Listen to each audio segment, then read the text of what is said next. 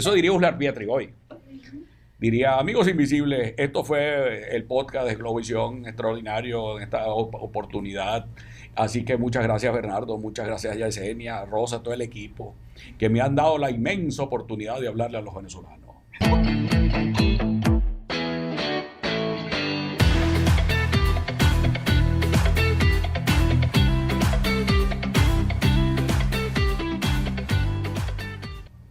Ay, Bernardo, ¿tú no escuchas eso? Un cacareo. ¿Será que está amaneciendo? Parece que son gallos. Ay, Dios. Ay, qué gallito. ¿Qué tenemos aquí? ¡Un gallito! No, y gallo fino, Así es. pero no gallo correlón. Otro Anda gal- buscando un gallo, pero me pega la carrera cada rato. Bueno, entonces dale. ¿Cuál que dale qué? Como el coyote. ¿El renco? No. No, como Ah. Qué placer, Antonio Carri. ¿Cómo estás? Bueno, yo feliz de estar aquí. Sí. Y verte a ti no aquí es una cosa, ¿sabes? Tengo que pagar hasta la promesa. Bueno, espero que la pagues. Upa. La promesa. Ah, La promesa. Que estás empezando portándote mal. no vale, Seriedad. No, muy bien. Y Me porto distancia siempre y muy categoría. bien. Claro, Sí, como tú sabes. Montecristo. Mira, Y ¿cómo mira, ha estado? vamos a guardar confianza. Mira que está Bernardo aquí. Sí. Nos dejamos a Yesenia ahí justamente en ese punto, para que haga su Claro, trabajo ahí. Para que Bernardo, además, Ajá. sí, claro, tú me bajas a mí las defensas porque Bernardo, Por supuesto, yo te intimido y él te recoge. cuidado con chinazo a esta hora porque estamos en horario supervisado. No, él recoge tus respuestas. Ah. Es decir, le da continuidad a lo que hacemos los juego periodistas todavía. cuando es No, estoy pregunta jugando por y Magallanes repregunta. todavía, así que no hay problema. Dele que Tú no ahorita viene estás en modo vino tinto. yo estoy. Me pero- encanta el modo medio Exactamente, sobre todo patear ese balón. Chacho, me Ajá. encanta. ¿Tú crees que llegas a meter gol el 28 de julio? Claro. Sí. Sí. Y desde la Seguro. media cancha. ¿Tú Va a ser un crees? gol, pero bello. Tipo Salomón Rondón. Pues ¿Tú le eso. crees? Bueno, vamos a tratar de descubrir eso en este podcast de Globovisión. Candidato, tengo aquí varias cositas suyas para ir conversando, ¿no? Ya nos echamos a perder. Bernardo es un tipo serio, chica. Sí, por supuesto. Lo que pasa es que yo lo estoy echando a perder. A ver, la mala junta. Para que se relaje. No. Estamos aquí como en familia para hablar, Antonio, de... Yo me siento en mi casa. Ha sido mi exactamente. familia siempre. Sí, Globovisión no te siempre vayas a en mi casa. desvestir. No, para hablar yo no tengo esa. de tus propuestas. Ya hemos conocido que tu fortaleza está en el plano educativo, en restaurar todo lo que ha sido nuestro sistema, que está tan destruido, que se ve en cómo está la infraestructura escolar a nivel, en sus diferentes niveles, así también como la deserción estudiantil, el bajo promedio académico y todo. Entonces, por allí vamos a arrancar. Bueno, hay una frase, ¿sabes? Que me regaló una miliciana, chica. Increíble. En un sector popular de Puerto Cabello. Y me dijo, mire, profesor, sin educación no hay nación. Llévese eso. Y es verdad. Y mi gran angustia es la educación venezolana. Yo creo que hay toda una generación de venezolanos que se está perdiendo con ese horario mosaico tan terrible que les tiene Nicolás. Por eso yo quiero debatir con Nicolás y se me va corriendo cada vez que lo agarro. Entonces, la verdad es que el sistema educativo venezolano está tan destruido que al final pareciera ser una buena noticia. Me va a decir, pero Carri se volvió loco. No, es que podemos dar un paso adelante de Latinoamérica y tener nosotros el sistema educativo más moderno, innovador y con creatividad del siglo XXI. Porque la verdad que Latinoamérica, no solamente Venezuela, sino Latinoamérica completa, tiene el sistema educativo muy atrasado. Este sistema educativo no se parece a los grandes desafíos. Fíjate, el sistema educativo no es una cosa que se ahogue en sí mismo, porque eso no puede ser visto como una fábrica de títulos. La educación es un medio para prepararte para la vida. Hay tres cosas fundamentales que Uslar Pietri decía y que coincidió en una discusión bellísima en el Congreso de la República con Luis Beltrán Prieto, que son mis dos personajes históricos favoritos. Ellos decían, cuando se creó la ley del INSEE, que Venezuela había que cumplir una fórmula, que es cada niño, un sueño y un destino económico.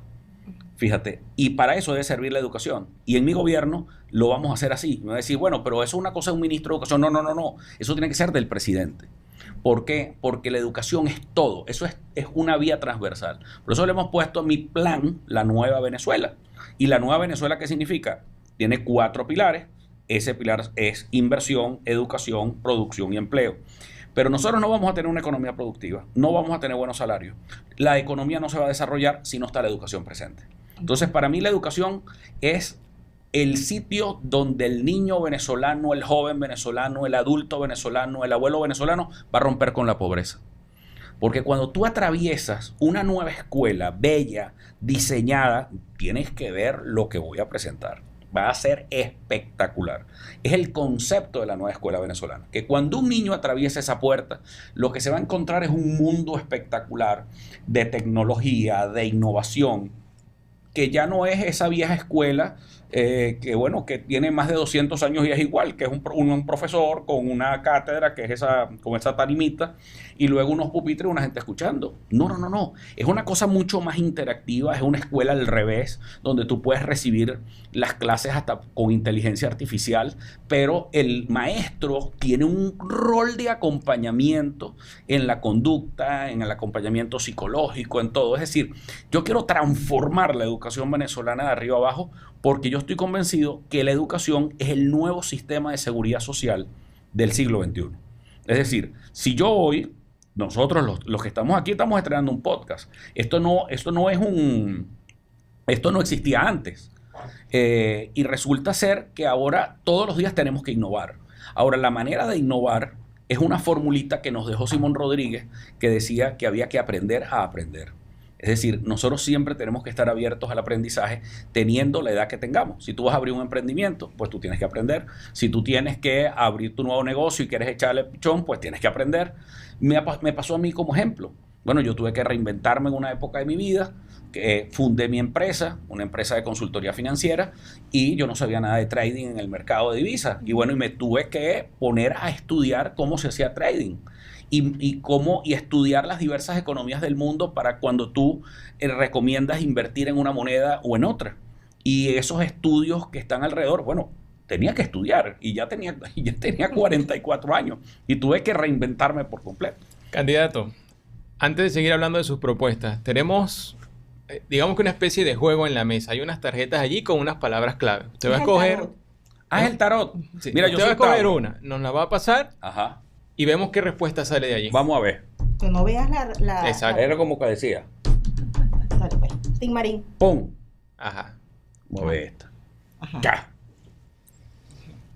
A ver. Aquí dice bigamia.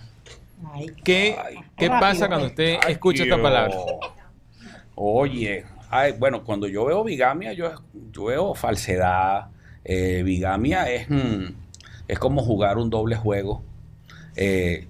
Yo con eso soy particularmente sensible, porque yo en principio estoy muy enamorado de mi esposa. Yo no me voy a hacer aquí mi ejercicio, yo soy buena gente. El santo. Del santo, no. Pero la verdad es que a mí me parece que cuando tú ya no quieres a una persona o no quieres estar en algo o quieres cambiar, dilo. No tengas un doble juego. A mí no me gustan los dobles juegos. Y por eso a mí me gusta ser muy sincero en mis posiciones. Yo prefiero que me caigan a batazo en el Twitter y se metan conmigo y me insulten. Eso sí, es porque una idea y yo la defiendo. A mí no me gusta la bigamia. Sí. Ahora, retomando el término, bigamia. En una oportunidad se te acusó de cometer bigamia política, porque estabas militando en 2 partidos políticos. Eso era falso, eso fue totalmente falso. El Lápiz en ese momento no era un partido político, el Lápiz era una asociación civil. El Lápiz nació como un proyecto social de la Casa Arturo Uslar Pietri, que era y funciona todavía, que son las Casas del Lápiz, que son centros de formación de artes y oficios, y hay más de 20.000 egresados de sectores populares. Yo por eso me considero maestro de escuela, un maestro de calle. Eso es lo que a mí de verdad que me gusta hacer. Y eso me ha involucrado a conocer a muchos venezolanos, pero no como político, sino más bien como me gusta dar la primera y la última clase en cada una de mis promociones. Pero déjame decirte, en ese momento fue un momento muy triste de mi vida. Fue un momento de frustración política. Fue el hecho de que yo no podía, me di cuenta que yo no podía rescatar a Copey. Yo soy un hombre formado en la democracia cristiana, en los valores de la doctrina social de la Iglesia. A mí me parece que la doctrina que nos dejó Cristo, más allá de la fe, de las tres divinas personas, que tú creas o no creas, hay unos valores de humildad, de solidaridad, de respeto a la dignidad del ser humano, tan bello, tan importante. Hay unas cosas que son bellísimas como el Sermón de la Montaña. A mí me parece que es una de las cosas más bellas que hay, cuando él te dice bienaventurados. Entonces a mí me parece aquella cosa tan bella, y cuando vi que aquello estaba muy contaminado por una política pues de día a día, me robaron la candidatura el 23 de enero, que ya había sido un circuito que yo había trabajado muchísimo en ese momento, no me permitieron ser diputado. Y lo que sacaron del buzón para decir y para criticar en ese momento fue eso de la bigamia política. Pero imagínate tú, si bigamia política es militar en el lápiz, estar educando y a la vez ser social cristiano, eso no era bigamia. Sí. Porque la mejor manera de tú respetar el ser humano y buscar el bien común, que son cosas fundamentales de alguien que se aprecie en la doctrina cristiana, pues es educar. Vamos con la otra tarjeta, a ver qué nos sale, candidato. ¿Esa? No. ¿Seguro? No, ¿Tú sabes quién hace así? No, dime. Van a decir, a Karen le gusta la brujería. Dale. Porque así una vez... El tabaco se te está saliendo. El tabaco, que me estaba saliendo el tabaco. ¿Qué es eso, chica? No, vale. Ahí en el bolsillo, chico. ¿Qué? Pórtate bien. Sí, ay. Ajá, uy, No la puedes ver. Te voy a cambiar yo la no lo palabra. puedo leer. A ver. Esta es muy fácil para ti, ¿ves? Te la voy a cambiar. Uh-huh. Tú hablaste de aprender y de reaprender. Uh-huh. Ajá. Aprender a aprender. Ajá. Pero ahora, en Venezuela, en este momento, en un momento de debate, que es la palabra, ¿verdad? Gallo correlón. ¿Qué es lo que hay que desaprender? Oye, desaprender a no debatir. Uh-huh. Hay que desaprender a no debatir. Cónchale, ¿con quién estará dirigido eso? No tengo ni idea. Gallo correlón. Bueno, pero no, justamente... fíjate, pero no solamente con el gallo correlón, sino con Nicolás, sino también con la propia oposición, con la vieja oposición venezolana. Uh-huh. Porque aquí estamos acostumbrados los venezolanos, y en todas partes del mundo el debate es fundamental. Porque el debate es para que tú escuchar las propuestas, pero para saber además cómo cada uno defiende sus propuestas y argumentos. Cuando yo le regalé un libro de debate, lo hice con mucho cariño a Nicolás, para ver si aprende, en ese manual se establece cuáles son las cosas, que es una idea, que es un argumento, que es una afirmación. En cambio, aquí en Venezuela estamos acostumbrados a los insultos. Eso no es un debate. El debate no es insultarse. El debate es llevar las ideas, eso es llevar las propuestas, porque esto es un país devastado. Esto es un país con una tristeza muy grande. Aquí han ocurrido tragedias humanas. El sistema de salud no te permite llevar a tus personas más cercanas a resolverlo. Las distancias, las diferencias, todos tenemos un trauma encima, y eso es una gran realidad. Ahora, frente a eso, tú estás buscando el gerente del país. O sea, tú vas a buscar, Yesenia, imagínate tú vas a buscar el gerente de tu tienda. Tú tienes una tienda en la Avenida Libertador de Caracas. Ay, ¿en esa avenida? ¿Qué es eso? Bueno, en la Avenida Urdaneta. Ok. Está bien. O la tienes en Perejonal de Encatia, que es una zona comercial de primera. Viví allí bastante tiempo. Bueno, tú lo tienes ahí. ¿Y vas a atender a la gente por la puerta de atrás? No. Pero tú vas a buscar al gerente de esa tienda y no lo vas a entrevistar. Tú tienes a la tienda prácticamente quebrada y no vas a entrevistar al gerente de la tienda. Si tú estás buscando un nuevo gerente para tu tienda, no es simplemente buscar el primero que pase por ahí, porque a mí no me gusta que está aquí, no me gusta, mira, no me gusta que esté Bernardo. Bueno, pero ya va, si voy a sustituir a Bernardo, entonces yo tengo que buscarme, ¿sabes? Tengo que entrevistar personas. Si yo voy a buscar, por ejemplo, a alguien que reemplace a Kiko, evidentemente tienes que entrevistar a otras personas, el canal tendría que entrevistar personas. Cada vez que el canal aquí va a contratar a alguien, pues tiene que entrevistarlo, pues sí, tiene que entrevistarlo el doctor Perdomo, etcétera. O sea, tú tienes que buscarlo. Y vamos a escoger al primer mandatario nacional y no los vamos a entrevistar a los candidatos. Eso es una locura. Cuando usted fue al Consejo Nacional Electoral al firmar el acuerdo, se hizo viral justamente un video donde el presidente de la República le decía a usted que no aguantaba un espuelazo. Yo vi el video, pero además hubo dos interpretaciones de ese video en las redes sociales. Ujú. Una interpretación la dio un sector del país que decía que el presidente lo dejó a usted hablando solo y le dio la espalda. Y usted se quedó atrás del presidente tartamudeándole al presidente. Esa es una versión del país. Otra versión del país, que la promocionó de hecho la misma Alianza del Lápiz, es que usted tuvo la capacidad de decirle al presidente de frente o de espalda que vamos a debatir. No, para que no fuera de frente. Y luego el presidente dice que usted lo tiene ladillado. Bueno, no, fíjate que el verbo illa, eso es una palabra, ¿no? Illa, a mí me parece que es que yo me volví, fue su pesadilla, eso es distinto, ¿no? Pero él es la gran pesadilla del país. Yo puedo ser una illa, pero él es la pesadilla. O sea, eso puede ser otra cosa, ¿no? La verdad es que en ese momento, yo te voy a decir, para que haya un cambio democrático en Venezuela tenemos que vernos las caras. A mí me parece eso un acto de inmadurez. Yo no voy porque...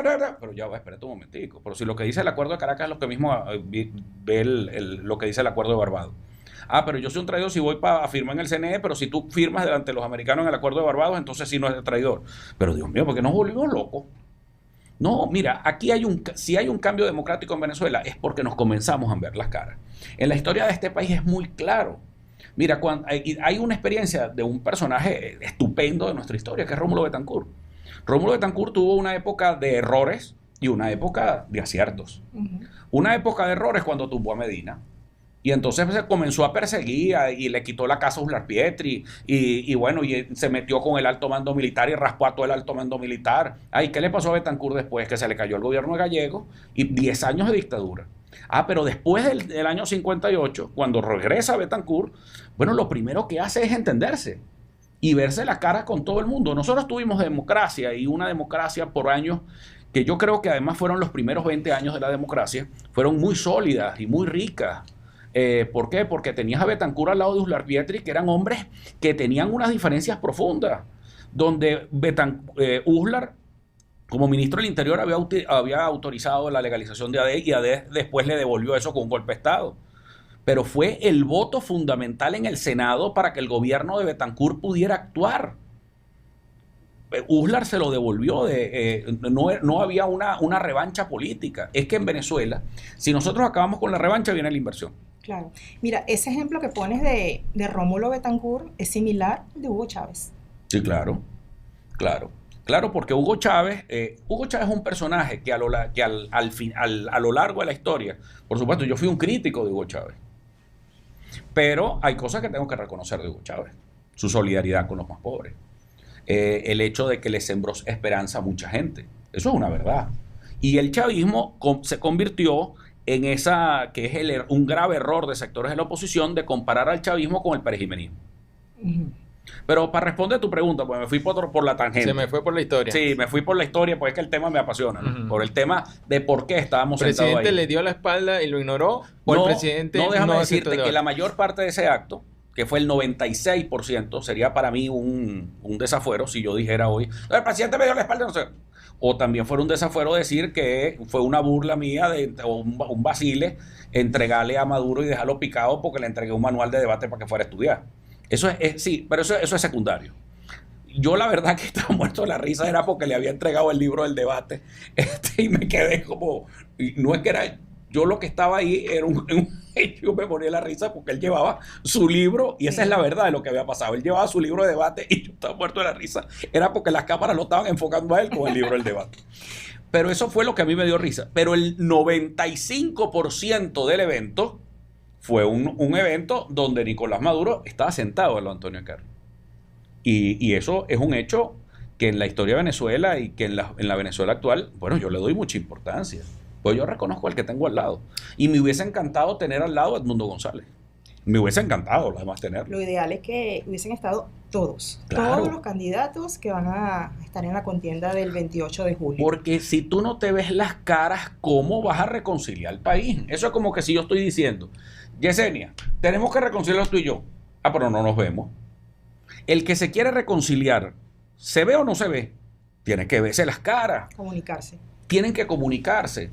Pero si todo lo que es una revancha, a ver, quítame la pajita. Entonces tú quieres, mira, a mí lo que me interesa es que los niños venezolanos coman. O sea, yo lo que están pasando, las tragedias en esas escuelas venezolanas es horror. O sea, los niños, tenemos un porcentaje demasiado alto de desnutrición. En medio de esa reconciliación... Entonces, bueno, si yo tengo que hablar con Nicolás, tengo que hablar con Edmundo, tengo que hablar con María Corina, bueno, porque ahí, no sé, con Edmundo, con María Corina, no sé. Porque con María Corina ella no es candidata. Bueno, pero es una líder del país que hay que reconocerla también. Claro. Entonces, bueno, si hablo con ella los también. candidatos, pues.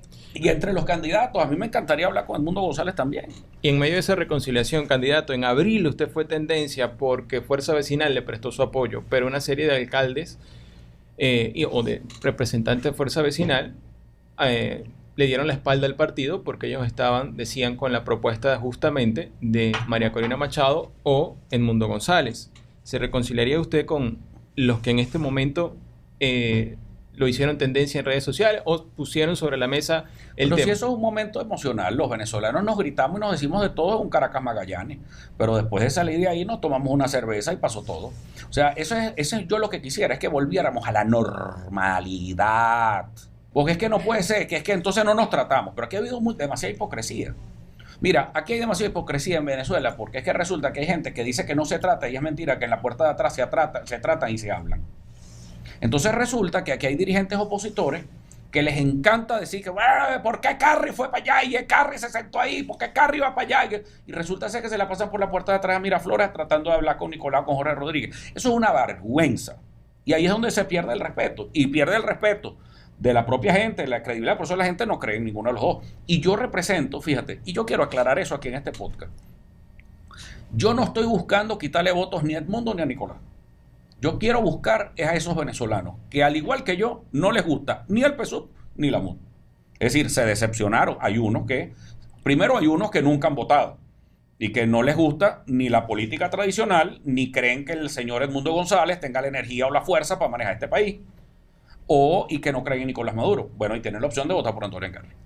¿Y por qué? Bueno, porque hay un proyecto político. Nosotros tenemos el proyecto político del centro y de los independientes de Venezuela. Ese es nuestro proyecto político. Y es un proyecto que es para transformar al país y que va más allá de una elección. Ahora, que está aquí, que el centro llegó para quedarse, que lo vayan digiriendo, que vayan tomando Lexotanil, manzanilla y todo lo que quieran. Porque el centro político y los independientes llegamos para quedarnos en Venezuela y despolarizar a este país. Y vamos aquí, de aquí en adelante y cuantas veces vengan. En el gobierno, donde estemos, ahí vamos a trabajar. Porque el centro es el que trae la paz. Hay una frase maravillosa de un político español, que es miembro del Partido Socialista Obrero Español, que fue vicepresidente del gobierno de Felipe González, Alfonso Guerra, que dijo: la transición fue un éxito, o la pacificación en España fue un éxito, cuando hicimos de la sensatez una mayoría. Qué bonito, ¿no? Está bien. Mira, Antonio Domingo. Es Carriangola. Exactamente. Mucho gusto, encantado. Encantado. Un placer. Mira, Antonio Domingo, el lápiz. Así me llama mi mamá, me llama mi abuela, me llama mis tíos y mis compañeros de colegio. Y yo. Antonio Domingo, el lápiz tuyo, el que propones como programa de gobierno. ¿Cómo el que propones? ¿Cuál es la seña que hiciste? No. Repítela. El lápiz, Ajá. ¿Cuántos borradores tiene? ¿O no tiene borradores? El lápiz tiene borrador. Ajá, pero ¿cuántos le vas a poner al lápiz para transformar todo eso que tú dices que está en el piso y que afortunadamente, en tu criterio, es buena noticia de que esté en el piso la educación, porque es momento de, borrón y cuenta nueva. De borrón y cuenta nueva, ¿verdad? así es. Pero también eso es algo muy ambicioso, tomando en cuenta la palabra que tú dijiste: Venezuela está devastada. Bueno, porque la educación precisamente no es solamente la adquisición de conocimientos, sino es el acompañamiento psicológico que nos ayude a recuperar nuestra autoestima. Eso es educación. Yo ahorita estoy fanático de ver todo lo que tiene que ver con la neuropsicología. ¿Por qué? Porque es que trabajar todo el lado emocional y creativo es espectacular.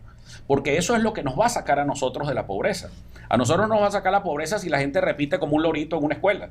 A nosotros nos va a sacar la pobreza si tú realmente tienes las emociones listas para aprender, para crear y para innovar. alguien está creando, tú vas a tener la posibilidad de crear cosas nuevas, de inventar cosas nuevas, si tú estás bien emocionalmente, si a ti te ayuda emocionalmente, y eso es una cosa que los venezolanos no tenemos cultura. Nosotros no tenemos cultura del apoyo psicológico. Yo creo que hay una de las grandes cosas que quiero hacer en mi gobierno es crear una unidad de apoyo psicológico por todo lo que hemos vivido los venezolanos durante todos estos años. Hay muchas emociones, además, en esta candidatura, en esta campaña, candidato. Y esas emociones se ven en las redes sociales. Usted ha salido también, al igual que muchos otros candidatos, a recorrer el país. Y en abril aproximadamente, en medio de uno de esos recorridos, también se viralizó un video donde usted estaba, creo que era como una especie de mercado, para hablar un poco de las emociones. Y alguien le decía, Carry. Y usted volteó a decirle, y le dijo algo así como, eres un alacrán. Y usted le dio una respuesta. ¿Qué respuesta le daría hoy a quien le pregunte eso en la calle o a quien pueda estar viendo el podcast en medio de esas emociones que justamente mueven ahora mismo el país? Bueno, quiero aclararte un poco eso. Ese señor es un señor pagado por la nómina de la MUD. Eso no fue en esta campaña electoral, fue en la campaña electoral de alcalde de Caracas. Eso fue un montaje de una persona que me tiene una campaña montada en redes sociales y la paga desde Bogotá. Porque de hecho su respuesta fue vinculada con monómeros. Claro, es que eso es una componente. El que estaba ahí era un dirigente del Partido Primero Justicia de Caracas, que en ese momento además mi rival era Tomás Guanipa, quien después dupliqué, pues yo dupliqué en Caracas en votación a toda la MUD completa y con todos los partidos, y fueron la votación de los barrios de Caracas, que ya desde hace un tiempo estaban diciendo no me gusta el gobierno, no me gusta esa oposición vieja, y estaban votando por lápiz. Y ahí es donde una persona que está en la nómina, de esa nómina que está pagándose con activos de Venezuela del exterior, pagada, porque es el señor Cardier, además de La Vega, fue el mismo que insultó al conde del Guácharo diciendo lo mismo. O sea, eso no es una cosa absolutamente espontánea. Yo no he recibido insultos de nadie en ninguna parte, porque este país es un país de gente educada. Tú puedes estar en desacuerdo con alguien, pero aquí los insultos han venido de gente que ahora pareciera ser parte de lo que en un momento fue la esquina caliente, que le gritaban a los opositores y los insultaban, pero resulta que eso no es el venezolano. O sea, el venezolano que va a un estadio de fútbol o eres parte de la barra brava del Caracas, por ejemplo, bueno, no es para estar, ya está, pasó el grupo, ya está, pero no tienes para qué estar insultando a nadie. Es decir, yo creo que eso fue un mandado.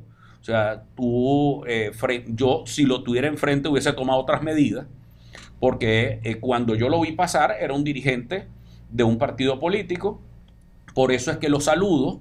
Por eso, ¿para qué hubo? ¿Por qué? Porque, bueno, soy educado. Si alguien me está saludando, me dice, Carry. Y yo te digo, ¿verdad que hubo?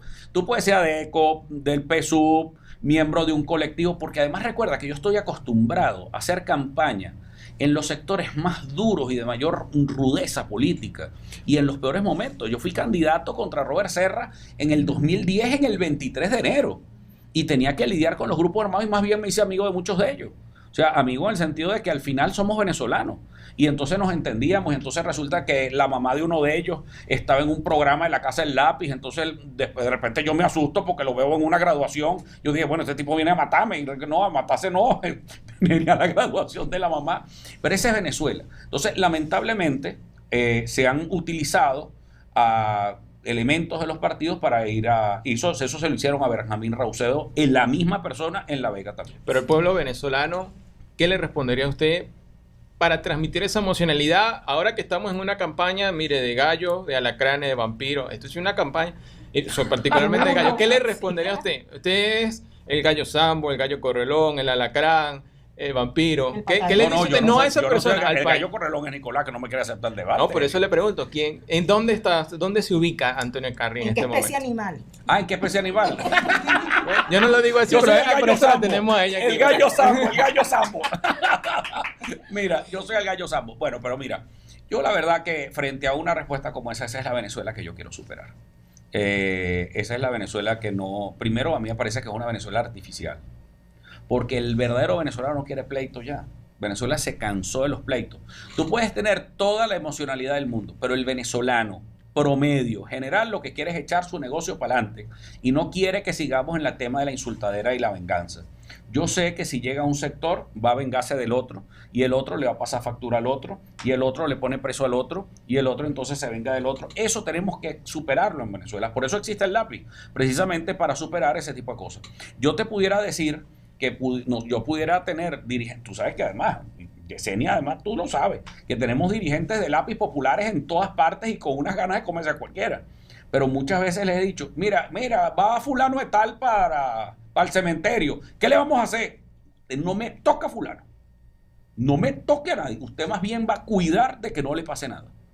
Cuando yo veo que siento que hay un rival político que va para una zona que el lápiz controla, más bien ahí les digo, más bien ustedes cuiden que no pase nada. Cuídenlo más bien. Cuídenlo. Mira. Me pasó con Edmundo González en el cementerio. Ajá. Y luego me pasó con María Corina Machado en San Sebastián de los Reyes. O sea, donde el alcalde es del lápiz. Es decir, nosotros no íbamos a ir a apoyarla, pero ella podía hacer su ejercicio político que quisiera. Por supuesto, eso es... Esa es la legítimo, democracia, sí. y eso es lo que nosotros entendemos. O cuando incluso fue a San Juan una vez en un sector que es muy nuestro, fue Jorge Rodríguez y luego fue Nicolás Maduro. Y bueno, ¿qué voy a hacer? Con el presidente. Sape gato, después no echan el cuento, mi pobre Mira, ya muchacho. salió otro animal, el gato. Sape gato.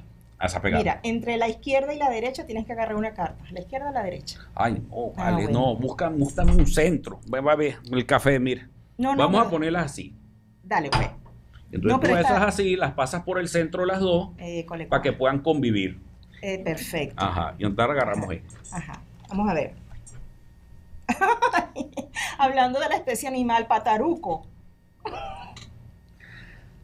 Pataruco, déjeme explicarles, porque tú sabes que en mi familia, Nicolás la peló conmigo.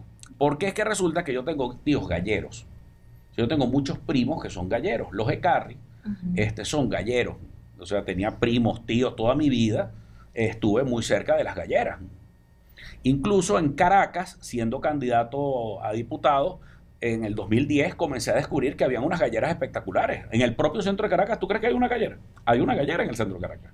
Entonces, a mí me gusta el tema de los gallos, me gusta. El gallo pataruco es el gallo que le corre al gallo fino en medio de la pelea. Y bueno, y el gallo pataruco es el que a mí me parece que en política es el que no tiene idea, el que le huye al debate, el que le huye a la arena. Entonces, espejito, espejito. Dime quién es el más bonito. Yo creo que eso le está pasando a Nicolás con lo del pataruco. Candidato, usted mencionaba o ha mencionado a lo largo de su Bueno, discurso, y a los otros que están calladitos, ¿viste? Porque no dicen nada. Bueno, a lo largo Dice, usted debate. Y entonces, a lo mejor piensa que será que se van a ver más bonitos estando Calladito. Por cierto, Carlos, ujú. Antonio Domingo. Nadie te conoce, sí, pero bueno, yo te estoy haciendo la Sí, campaña. no, te voy a decir, del túnel de la Cabrera para allá, sí. Mira, tú En hablas- Valencia, en Carabobo, me conocen como Antonio Exactamente. Domingo. Tú hablas así como rapidito, ¿no? Y te emocionas cuando estás ante una multitud. ¿Por qué tú gritas tanto, chico? Ay, por maestro de escuela. Ah, Claro, a mí se me separa el grupito de atrás, me hace el favor. Exacto. Yo te sabes que a mí Y yo se te soy- va el gallo también. Y se me va el gallo. Ajá. Claro, porque soy el gallo sambo. Pues por ahí está el gallo pinto, pues que se ha vuelto muy cifrino. Yo soy gallo sambo, pues. candidato, Popular. entre sus declaraciones hubo una vez también que Ujú. comentó que no movería instantáneamente del cargo al ministro de Defensa, ahora es Padrino López. Y también usted decía que si ganaba las presidenciales mantendría los bonos sociales y la caja del CLAD. Por lo menos según como lo reseñaban algunos medios, decían que tú no puedes gobernar a Venezuela si eliminas la caja del CLAD porque te van a bajar los cerros de Caracas a protestar a Miraflores. Sí, claro. Esos dos puntos, usted ahora mismo en plena campaña presidencial, Yo lo en un mantengo. supuesto que ganara las elecciones presidenciales, ¿mantendría al ministro de Defensa, por ejemplo, y mantendría también los bonos y el CLAP? ¿Sigue pensando lo mismo al respecto y por qué? SI, sí. Pues si no me tumban. Me tumban. Bueno, pero me Pero imagino que además también por una está la razón. idea de mejorar esos No, beneficios. pero por supuesto, pues es que no es que es dejar todo igual, no señor. Lo que es que tienes que conocer la realidad que tienes para poder hacer cambios. O sea, en Venezuela no se conocen cifras, pues Nicolás las tiene todas escondidas en una gaveta. Entonces, yo no sé cómo se está manejando el CLAP. Entonces, yo no puedo suspender la línea de entrega del CLAP porque al final es una gente que se está alimentando mal, porque se están alimentando mal con el CLAP. Pero yo para poder mejorar tengo que conocer el programa social. Yo que mi vida se la he dedicado a los programas sociales y al diseño de programas sociales, de políticas públicas, bueno, tú tienes que saber e investigar a fondo cuáles son los efectos cuando tú suspendes una medida o no. Es decir, que quien venga en medio de una fantasía creyendo que Nicolás Maduro es Pérez Jiménez y Silvia es Doña Flor y se van a meter en un avión presidencial y se van porque tú ganaste, porque los derrocaste y entonces llegó la democracia. Ese embuste mental, eso no, el chavismo no es eso, el chavismo no es el Pérez Jiménismo, cuidado con eso. Entonces, el chavismo es otra cosa. Entonces, sería el primer gobierno después de 25 años que no es un gobierno del PSUV. Entonces no puede ser un gobierno de una tendencia totalmente contraria a ellos, porque sería, además aquí eso no sería la paz. ¿Qué creo yo? Que tiene que venir un gobierno centro independiente que no tiene temor de tomar medidas de izquierda o de medidas de derecha siempre y cuando beneficies a la gente. Es decir, esa es la tesis del gobierno responsable.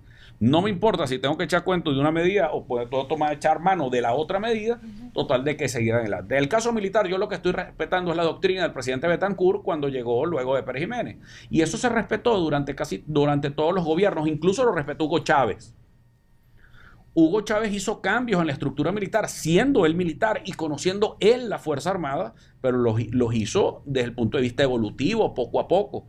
El tema del respeto a la institución militar es fundamental para la estabilización de la democracia. Y yo prefiero tener a ese alto mando, ratificarlo, conocer a fondo como comandante en jefe de la Fuerza Armada, involucrarme en el día a día de la Fuerza Armada, y además yo soy un apasionado de la historia militar venezolana, porque además mis abuelos fueron fundadores. Mi bisabuelo Antenor Hugueto fue fundador del Ejército Nacional, y mi otro bisabuelo Angola fue fundador de la Guardia Nacional de Venezuela. Pues tengo, y criado además por mis abuelos, tengo ese sentimiento militar que tengo allí como una institución a quien respeto muchísimo y quiero muchísimo, y trato de entenderlo. Entonces, pero como comandante en jefe, que me voy a sentir muy orgulloso de ser comandante en jefe, pues bueno, voy a entender esa idiosincrasia militar, qué es lo que hay en la Fuerza Armada, cómo podemos mejorar la condición. Yo ahora te voy a decir, ¿cuál es mi Fuerza Armada ideal? Para que hablemos claro. Bueno, mi Fuerza Armada ideal es la más moderna de América Latina, con los elementos de seguridad fronteriza más innovadores y de mayor tecnología de América Latina. Me encantaría que nuestra Fuerza Aérea venezolana fuera la mejor dotada. ¿Por qué? Porque es que tenemos unos recursos naturales muy importantes que tenemos que cuidar. Por ejemplo, el tema del Esequibo, que está al lado. Nosotros tenemos que proteger el Esequibo por una razón. Esa es la cuenca del río Caroní. Eso es seguridad de Estado. Además, si es la cuenca del río Caroní, quiere decir que si tú pones en riesgo la cuenca del río Caroní, puedes comprometer el río Caroní. ¿Y qué pasa si tú comprometes el río Caroní? Que te apaga el Guri. Por supuesto. Entonces, son cosas que una cosa tiene que ver con la otra. Y en Venezuela hemos tratado todas estas cosas con mucha superficialidad. ¿Y usted dejaría en su gobierno, me disculpa, funcionarios que están actualmente en el gobierno, llevando esta línea no solamente de lo militar, en eso de que usted nos habla de ese proceso de un cambio de gobierno, de gente que viene trabajando? ¿Cree usted que en el gobierno hay personas que puedan sumar a un eventual gobierno en caso de que usted llegara a ganar? Claro. ¿Y me puede decir a quiénes? No quisiera decirlo, porque es que entonces, ninguno lo va a decir. Sí, claro.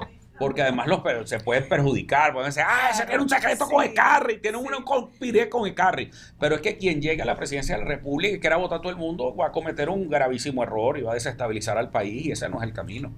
Ahora, también llamaría a personas muy calificadas que hay dentro de la oposición venezolana que hoy no me apoyan. Pues cuando tú estás hablando de gobierno y de instalar un gobierno, por supuesto que vas a tener gente tuya y de tu confianza que te va a rodear en el gobierno, y van a haber aliados fundamentales que van a estar ahí.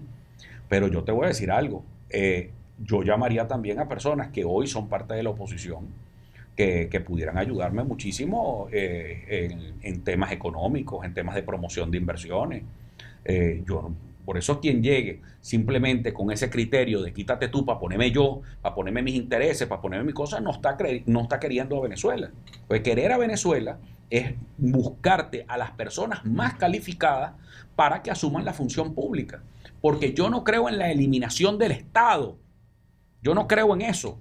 Yo creo que tiene que haber un Estado fuerte que elimine las fallas del mercado.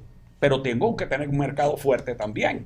Sí. Y ahí es donde está ese centro que yo estoy diciendo que, y además yo les puedo confesar, yo pertenezco a una escuela económica, que es la escuela económica ordoliberal, que es los padres de la economía social de mercado, que llevaron el milagro económico alemán y cuyo mayor representante es Ludwig Erhard, que fue el canciller, además no solamente que fue canciller de la República Federativa Alemana, sino que fue el ministro de Hacienda de Konrad Adenauer luego de la destrucción de la Segunda Guerra Mundial. Ecarri, tocaste dos puntos bastante importantes. El primero, el de la Fuerza Armada Nacional. Mantendrías el componente de la milicia. Y con relación al otro término, el Estado, que mucha gente lo confunde con el gobierno, claro. Y no es así. El Estado somos todos. El gobierno, ya sabemos de qué se trata, que es quien dirige y es el jefe del Estado. Más no. Pero con respecto al Estado, ¿reducirías, por ejemplo, el número de ministerios o lo sumarías? Ese es un tema de gobierno que evidentemente tiene que ver con gerencia. Yo descentralizaría al máximo. Yo soy un descentralizador. A mí me encanta la descentralización. Indistintamente quién pueden ser los gobernadores o los alcaldes. A lo mejor habrán gobernadores del PSUV y habrán alcaldes del PSUV y habrán alcaldes de la MUD y gobernadores de la MUD. Yo eso no lo tengo problema. Habrá gobernadores del LAPI y habrá alcaldes del LAPI. Pero eso indistintamente de quién gobierne, yo creo mucho en, por ejemplo, la descentralización del impuesto al valor agregado. Es decir, yo creo que las regiones tienen que manejar sus propias políticas tributarias para incentivar o no una región. A mí me encanta eso. También creo en la descentralización de la salud y la descentralización de la gerencia educativa, porque no es lo mismo un barrio adentro con todas las ventajas que tuvo el barrio adentro en su momento, pero administrado por los alcaldes y los gobernadores y no por un ministro aquí en Caracas. Yo acabo de llegar a Espíritu y en Espíritu ahí hay un barrio adentro. Sí, pero está bien, pero si eso dependiera de la alcaldía, si la alcaldía tuviera recursos para manejar ese barrio adentro, ese ambulatorio, pues no tendría sentido que eso siga manejándolo un burócrata aquí en Caracas. Entonces, por eso creo mucho en la descentralización. Sí. ¿Cuánto tiempo estimas tú en que ¿Cuál es la primera pregunta? Venezuela? Se me olvidó. No, ya la respondiste. Ah. ¿Cuánto tiempo estimas que Venezuela podría resurgir? ¿Cuánto tiempo le va a tomar para recuperarse de todo este desastre que nos ha afectado a los venezolanos? Bueno, yo creo que es que puede haber una recuperación inmediata desde el punto de vista de percepción y de psicología del venezolano. Yo creo que si los venezolanos además nos ponemos de acuerdo en que todos juntos vamos a recuperar el país, no esa cosa de todos juntos, como hermanos, no, ya va, tampoco es que estoy de pánfilo aquí, pero sí que se genere la percepción que todos estamos empujando juntos el carro del desarrollo, de la superación de la pobreza y que nada más que el país vea que todos los niños venezolanos están comiendo. Créeme que el cambio psicológico que va a haber va a ser espectacular. Porque es la actitud. Mira, nosotros no podemos esperar. Bueno, es que ¿qué tiene que pasar para que nosotros, digamos que es que Venezuela despegue completamente? Bueno, es que el despegue está en nuestra propia actitud. Si nosotros sabemos que estamos trabajando porque van a venir las mejores autopistas, que en 4 años un gobierno puede construir una autopista que es la Morón-Coro, por ejemplo, o la autopista Lara Zulia, o una autopista nueva que una al centro del país, porque las que tenemos tienen 70 años. Las hizo para Jiménez, coño. Por Dios, ¿hasta cuándo? O sea, Una no. grosería. Ay, perdón. Candidato, y en medio de esto, hablando de esa parte económica, hay un valor muy importante. Pero en ese momento, pero perdón que te interrumpa, pero en ese momento es que nosotros vamos a saber que el país se está recuperando. Sí, pero mientras la emocionalidad le siga ganando a la racionalidad, no vamos a...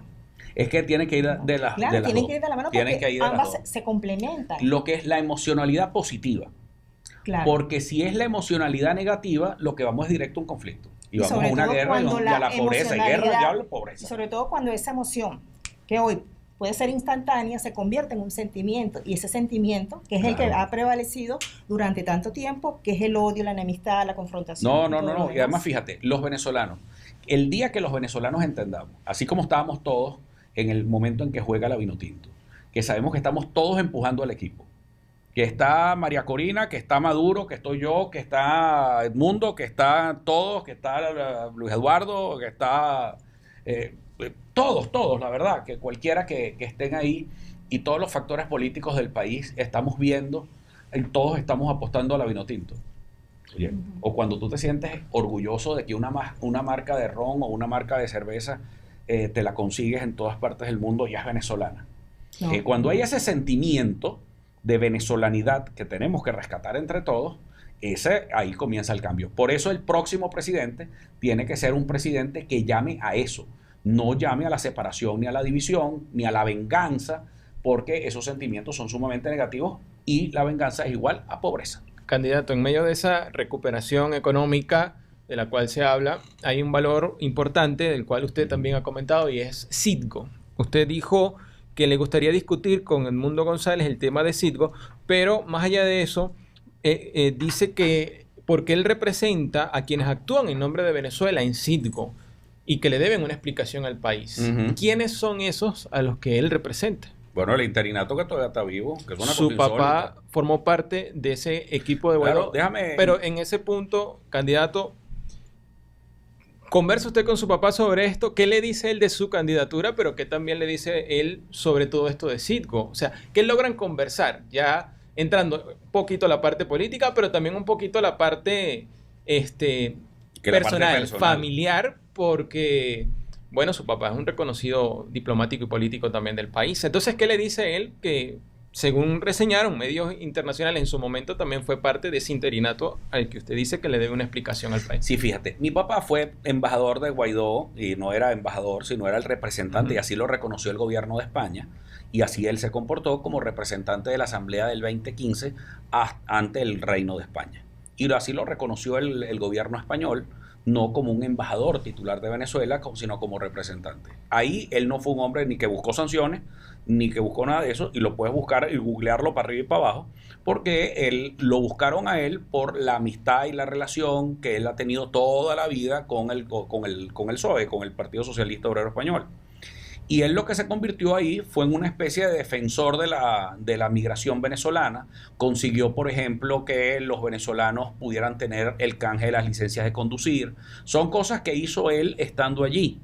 Pero te voy a decir, él no tomaba decisiones porque en España no había ninguna empresa pública venezolana, y él no tuvo nada que ver ni con Citgo ni con Monómero. Y yo te puedo confesar que fue él, en una calentera que agarró dentro de lo que estaba pasando ahí en un grupo donde estaban distintos embajadores, etcétera, donde él decía, mire, esto está pasando. La embajadora de Colombia o las personas de Colombia me están diciendo que hay problemas en Monómero. Humberto Calderón Berti está denunciando. ¿Por qué aquí no se nombra un contralor? Son cosas, bueno, estas son cosas que debería estarla diciendo él cuando ustedes quieran entrevistarlo también. Pero a él le achacaron cosas que no tienen nada que ver. Ahora, hay unas personas que siguen ahí. Él no tiene ya nada que ver. De hace más de 3 años él se separó de todo eso. Es más, mi papá hoy me acompaña en el comando de campaña. Es el jefe de campaña en el estado Carabobo. Para mí es un momento muy emocionante desde el punto de vista personal. Perdón, ¿tu papá ha sido la mayor influencia en tu carrera política? Mira, sí y no. Porque él fue una influencia importante desde el punto de vista intelectual.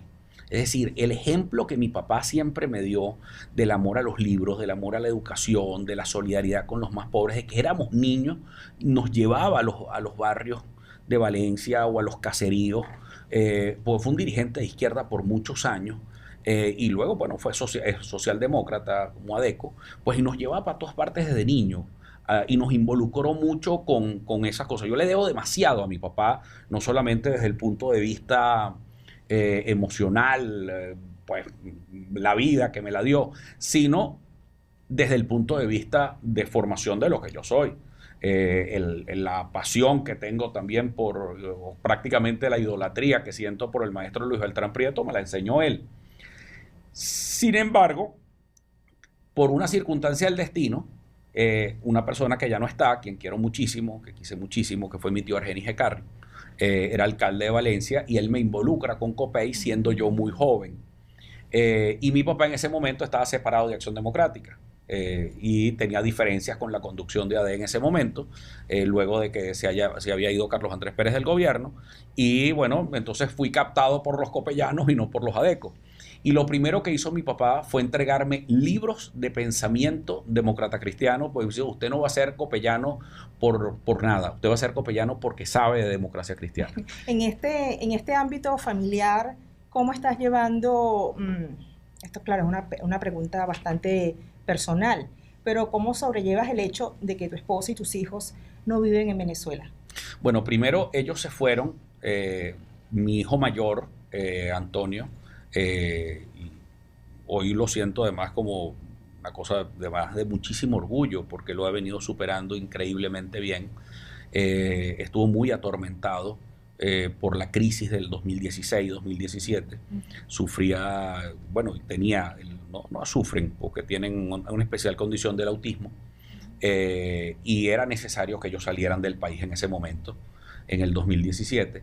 Y tú sabes que para que ellos cambiar de ambiente es muy difícil, es muy complejo. Claro, la adaptación Entonces, es diferente. la adaptación es muy diferente. Hoy cumple 18 años, o sea, cumple 18 años, acaba de cumplir 18 años el 12 de junio.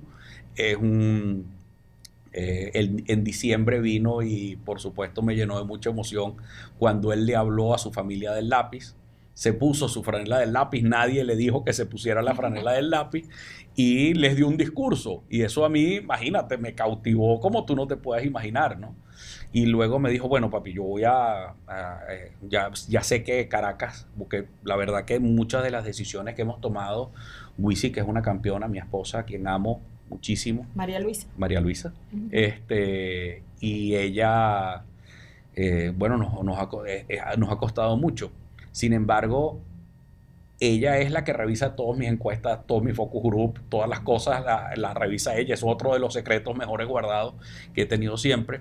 Ella es mi base de todo. Nos hablamos, bueno, todos los días, etcétera. Nos ha costado mucho llevar esa relación a distancia. Me duele mucho hablar del tema. Pero yo prefiero que ellos estén seguros en su propio mundo. Porque Antonio, por el ruido lo atormenta y el cambio de un sitio a otro lo atormenta. Y está tan bien en este momento y ha venido evolucionando tan bien que lo que es mejor para un padre es que sus hijos estén bien. Y donde ellos, si tú estás bien, si ellos están bien, bueno, tú te sientes bien. Y bueno, entonces, bueno, ahora vienen a acompañarme para la campaña electoral, vienen a acompañarme para girar conmigo el país, están emocionadísimos. Y lo interesante es que mis tres hijos, y María Luisa y Wisi, los cuatro están muy entusiasmados e involucrados en mi campaña.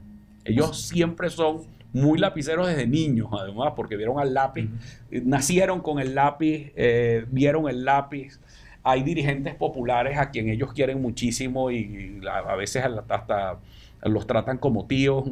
A mí me encanta esa relación que ellos tienen con el lápiz y cómo lo hemos llevado como familia. La verdad que ha sido bien complejo. Sí. Les confieso que ha sido muy difícil, pero cuando a mí me dijo una vez alguien a quien influyó muchísimo en mi vida, a quien extraño muchísimo, que es a José Rafael Revenga, me dijo una vez, cuando las cosas funcionan bien, no las toques.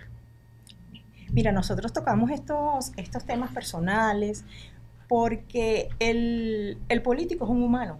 Sí, claro. Por supuesto.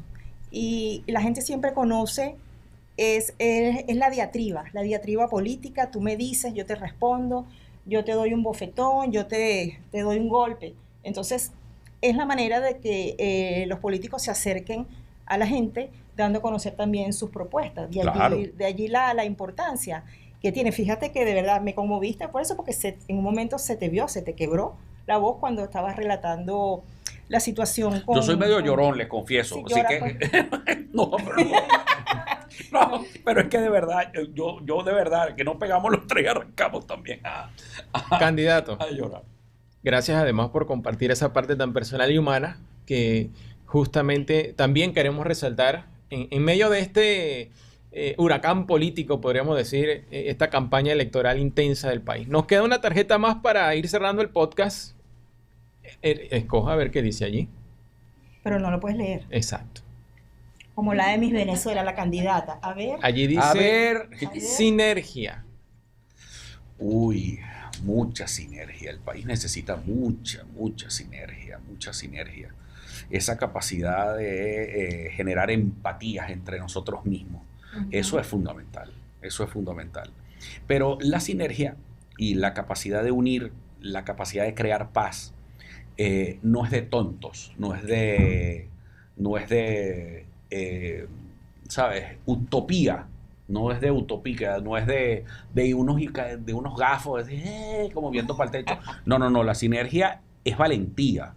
La capacidad de hablar, de interactuarnos, de compenetrarnos, de construir una relación, también tiene mucho que ver con valentía, con orden, con autoridad, con legitimidad, con fuerza, para poder llegar a ese estado de sinergia que necesitamos los venezolanos entre unos y otros. Entonces, para mí, la paz, la construcción de la paz no es tímida. La paz no es rendición. La paz no es gafa, pues. La paz está llena de muchos obstáculos, de muchas cosas. Pero lo más importante ahí es el tema de en la sinergia, es la capacidad que decidamos tener los venezolanos de crecer y de crecer juntos. Eso es muy importante. Pero para eso tienes que tener la fuerza de derrotar, porque es que el extremismo, que es un enemigo de la sinergia, el enemigo es muy gritón, el extremismo. El extremismo es muy gritón. Entonces, por los gritos, y es muy fácil estar en un extremismo, porque simplemente con decir 4 cosas, ya eres extremista, y ya te comes el extremismo y ya está. ¡Ah! ¡Te odio! Bueno, eso es muy fácil. Pero tú sabes que es difícil estar en el centro. Construir sinergia es lo más difícil y lo más complicado que hay. ¿Por qué? Porque tienes que hacer argumentos, tienes que dar, ¿sabes?, fuerza en tus planteamientos, tienes que estar cargado de convicción para que ese ruido y ese grito no te afecte. Porque una de las cosas más duras era lo que tú decías. ¿Qué pasa cuando usted lo atacan y le dicen tendencia y le dicen fulano y le dicen sutano? Se te va convirtiendo eso en una concha. Y yo le pido a Dios, yo soy muy cristiano y soy muy de fe, y yo le pido a Dios todos los días que me dé la fortaleza suficiente para aguantar todo lo que tenga que aguantar para crear unión entre los venezolanos. Sí, bueno, entendida también la sinergia como la asociación de varios órganos entre todos los factores políticos, sociales, culturales. Eso es una gran sinergia para la producción nacional de un trabajo, que es la recuperación del país. Así es. Cuando tú haces todo eso, por eso significa un gran diálogo, por eso es todo un sistema de paz, todo es un sistema de conversación, todo es un sistema, porque tú no hay manera de que hagas sinergia si no conversas, si no te ves la cara, si tú no respetas, si tú, no es que yo voy a borrar el socialismo, yo puedo borrar, no, yo no puedo borrar nada. No, tú eres socialista, el otro es comunista. Borrador, no puedes borrar nada. No, yo lo que quiero borrar son los malos recuerdos. Yo lo que quiero más bien es que la gente escriba. Más bien yo quiero que la gente pase la página y que comience a escribir una nueva historia. Por eso es que quiero que los venezolanos le demos un chance a la educación. Candidato, nos toca ir cerrando el podcast, pero quiero hacerle una pregunta que me la responda brevemente. Ajá. Para luego hacerle la otra. ¿Cómo se la lleva con las encuestas? ¿Bien o mal? Pues dependiendo. Es que las encuestas muchas se han convertido en unos panfletos de unos candidatos. Por ejemplo, para echarle plomo a otro. Y entonces cada comando tiene su encuesta para desconocerle el resultado al otro. Esa es una gran tragedia. Bueno, pero eso forma parte también de la campaña electoral. Sí, pero no cuando hablas de una encuesta seria. En Venezuela prácticamente no hay encuestadores. Hay unas comprobadas excepciones, porque tienen una manipulación inmensa. Entonces esos encuestadores se transforman en actores políticos. No sé cómo le parece esta que tengo aquí, no me va a opinar sobre eso, pero la encuesta Interlaces lo ubica usted en el 15 de junio con 1% de preferencia. Eso es falso. Y la encuesta Ideadatos lo ubica usted con 1.9% de preferencia. Ambas le dan los primeros lugares a el candidato a la reelección, Nicolás Maduro, y al candidato Edmundo González Urrutia. La pregunta que le quiero hacer es, o lo que le quiero dar es la cámara, para que usted le diga al país lo que usted le quiera decir como candidato. Vamos a suponer que sea 1% o que sea 50 o 60, lo que sus seguidores quieran pensar, lo respetamos. Independientemente de lo que pueda decir la encuesta, ¿qué le diría usted a esa Venezuela? Pero principalmente a esa Venezuela que en este momento no puede estar identificada con la Alianza del Lápiz. ¿Qué le diría usted para que se empiece a identificar con su proyecto? Fíjate. Es decir, convéncelos Es para correcto. que voten por ti. Ah, maravilloso. Mira, fíjate, lo primero que quiero decirte con relación a los números, a las encuestas y a todo lo demás. Venezuela tiene tiempo, que es que vota en contra. Yo quiero que ustedes voten a favor. Que el voto se transforme en una herramienta también ética y de convicción. Que tú vayas convencido de un proyecto político para transformar al país. Que sepas qué es lo que está proponiendo cada uno y tú escojas cuál es el mejor. ¿Quién crees tú que es el mejor que puede desempeñar el cargo de presidente de la República? ¿Quién tiene la mejor propuesta? ¿Quién tiene, en nuestro caso, yo te vendo es una cosa, que la educación sea ese motor fundamental para que progresemos de manera firme, de manera decidida, que el desarrollo termine de venir a Venezuela porque tiene que venir solamente de la mano de la educación. Yo creo que sí, que todos los venezolanos le demos un chance a la educación. Hay mucho ruido. Gente que dice, no, que 1%, el 1%, el 1%. No, no hay ningún 1%. Y todos saben que no es 1%. Sino que cada día se va fortaleciendo un centro político independiente, que no tiene que ver ni con unos ni con otros, sino que tenemos que ver más bien con todos los venezolanos. Que vale la pena que exista. Un factor totalmente diferente, sano, con un proyecto de país muy claro y que este próximo 28 de julio nace. Ese nuevo proyecto de Venezuela nace el 28 de julio, se consolida el 29 y toma posesión el 5 de enero, el 10 de enero. Así que muy pronto los venezolanos van a ir conociendo de un proyecto político bonito, sano, de encuentro, de lucha, de trabajo, de dedicación y sobre todo de facilitar. Y por eso nosotros creemos que educación es solución. Antonio, nos toca ahora sí despedir el podcast, no sin antes invitarlos a todos a que nos sintonicen por nuestro canal de YouTube. Pero no podemos despedir sin antes revelar uno de tus otros secretos. Ajá. Ajá, así que prepárate. Ay, ¿Listo? papá. Ya. Tú eres un excelente imitador. Me consta. ¿Quieres que te nombre? Ahí viene el pestañeo, el parpadeo. Dale, pues, ¿quién gana?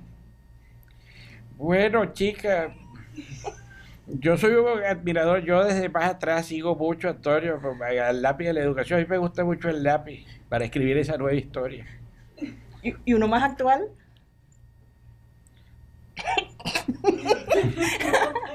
No, porque está compitiendo. No, pero hay uno también que no está compitiendo. ¿Ah, sí? No, sí, es verdad, tienes razón, está compitiendo. Pero Sí. invítalo. Yo se lo pregunté. ¿A quién? No. Tienen que ver el otro podcast entonces. Por ahí hay alguien que me está diciendo que se quiere ser el profe. Pero el profe es Carri, qué cosas. Gracias, candidato. Gracias, Antonio. Fue un placer para ti. Mis estar con queridos nosotros. amigos invisibles, para mí es muy grato, la verdad, haber estado con Yesenia y no con Kiko. Eso diría Uslar Pietri hoy.